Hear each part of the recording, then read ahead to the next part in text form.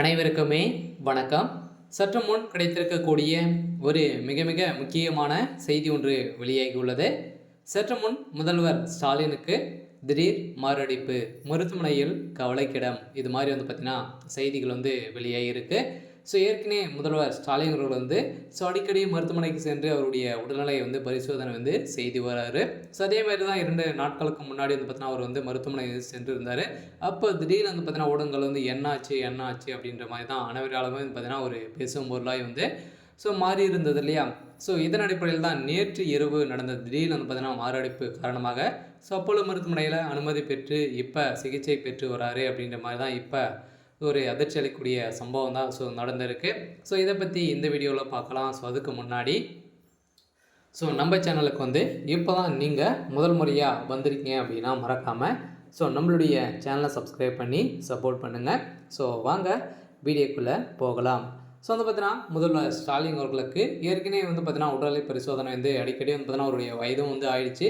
இதயத்தை ஏற்கனவே பார்த்தீங்கன்னா அவருக்கு மூச்சு திணறல் ஏற்பட்டதாக ஏற்கனவே ஒரு 2 மாதங்களுக்கு முன்னாடி மருத்துவமனையில் அனுமதி பெற்றிருந்தார். இப்போ திடீர்னு பார்த்தீங்கன்னா அவருக்கு மாரடைப்பு ஏற்பட்ட காரணத்தினால அப்போலோ மருத்துவமனையில் திடீர்னு பார்த்தீங்கன்னா நேற்று இரவே அனுமதி பெற்று இப்போ சிகிச்சை பெற்றவர். அதனால் இன்று காலை பார்த்தீங்கன்னா வெளியேறக்கூடிய செய்தியால் தான் திமுக சேர்ந்த அமைச்சருக்கும் திமுகவுடைய தலைமையகத்துக்குமே ஒரு மிகப்பெரிய இடியாக தான் விழுந்திருக்கு. அதில் முதல்வர் ஸ்டாலின் அவர்கள் தமிழகத்தில் இல்லை அப்படின்னா அவருடைய ஆட்சியை மாறக்கூடிய கை மாறக்கூடிய நிலை இப்போ போயிட்டு இருக்கு இல்லையா? அந்த மாதிரி சூழ்நிலையில் தான் இருக்குது.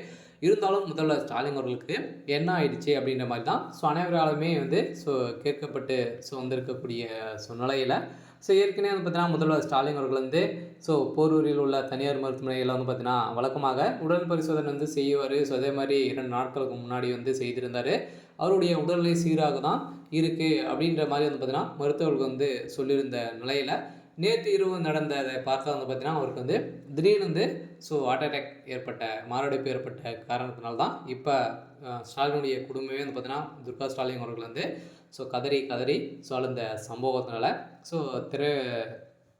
தமிழக மக்களிடையே பெரும் அதிர்ச்சியை தான் அளிச்சிருக்கு இல்லையா? முதல்ல பார்த்தீங்கன்னா பெண்களுக்கு ஒரு முன்னுதாரணமாக பார்த்தீங்கன்னா இருக்கக்கூடிய ஒரு அமைச்சராக ஒரு முதல்வராக தான் இருக்கார். இதன் அடிப்படையில் மகளிருக்கு அனைவருக்குமே ஒரு விளக்கேற்றி வைக்கக்கூடிய நிலையில் தான் முதல்வர் ஸ்டாலின் அவர்கள் இருந்தார்.